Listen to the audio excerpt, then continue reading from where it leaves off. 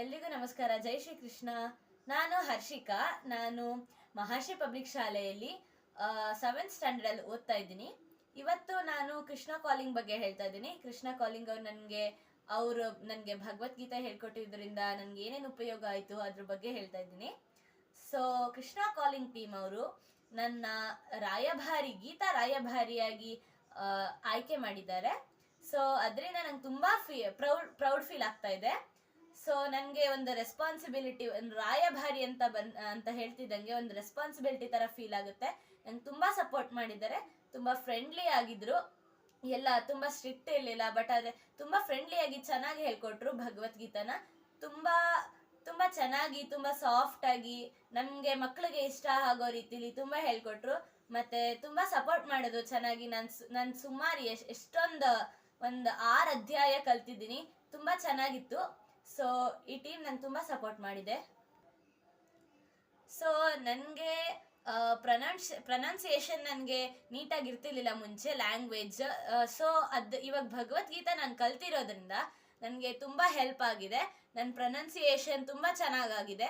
ಈಗ ನಂಗೆ ಮುಂಚೆ ನನಗೆ ತುಂಬಾ ನರ್ವಸ್ ಫೀಲ್ ಆಗ್ತಿತ್ತು ಫಸ್ಟ್ ಟೈಮ್ ಕಾಂಪಿಟೇಷನ್ಸ್ಗೆ ಕರೆದಾಗ.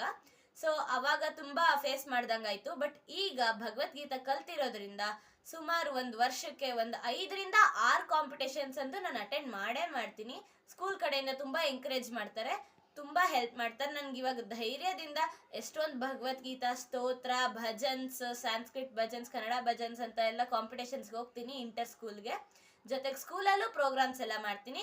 ಸೊ ನನ್ನ ಮೆಮೊರಿ ಮತ್ತೆ ಕಾನ್ಸಂಟ್ರೇಷನ್ ಜಾಸ್ತಿ ಆಗಿದೆ. ಕ್ಲಾಸಲ್ಲಿ ಸ್ಟಡೀಸಲ್ಲೂ ನನಗೆ ಲೋವರ್ ಪೋಸ್ಟ್ ಇದ್ದಿದ್ದು ಸ್ವಲ್ಪ ಹೈಯರ್ ಪೋಸ್ಟ್ ಆಗಿದೆ.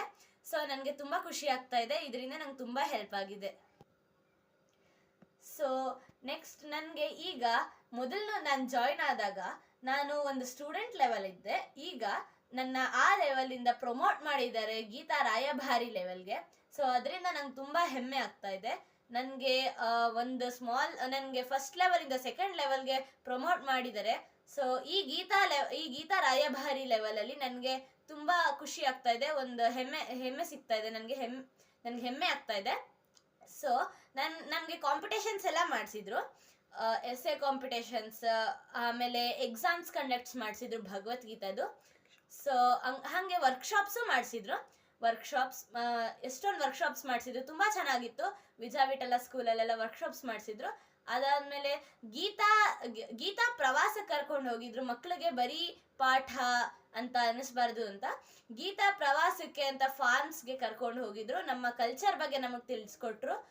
ಹಾಗೆ ನಮಗೆಲ್ಲ ಒಂದು ರೆಸಿಡೆನ್ಷಿಯಲ್ ಕ್ಯಾಂಪ್ನ ಮಾಡಿಸಿದ್ರು. ತುಂಬಾ ಚೆನ್ನಾಗಿತ್ತು. ಅದು ತುಂಬಾ ಕ್ರಿಯೇಟಿವ್ ಮತ್ತೆ ಇನೋವೇಟಿವ್ ಆಗಿತ್ತು. ಸೊ ನನ್ನ ಜೊತೆನೆ ನೀವು ಬನ್ನಿ. ಧನ್ಯವಾದಗಳು. ಜೈ ಶ್ರೀ ಕೃಷ್ಣ.